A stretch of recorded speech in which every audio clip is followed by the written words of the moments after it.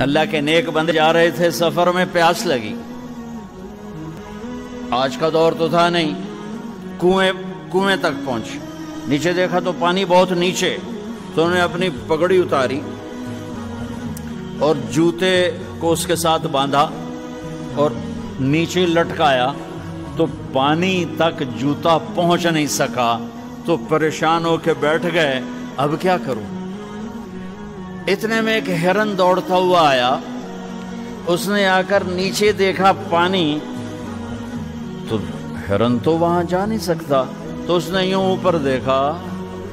اے پانی والے بے زبان ہوں پانی پلا، تو پانی ابلتا ہوا اوپر اٹھا اور منڈیر کے آ کے برابر لگ گیا۔ ہرن نے پانی پیا، ہرن کی طفیل اس انسان نے پیا، ہرن پیچھے مڑا، پانی نیچے گیا، تو اس کے منہ سے بے ساختہ نکلا کہ میں انسان، میرے لیے تو پانی اوپر نہیں آیا اور یہ جانور کے لیے اوپر آیا۔ غیب سے آواز آئی، تو رسی کا سہارا ڈھونڈتا رہا، اس نے مجھے پکارا، اس نے پانی والے رب کو پکارا۔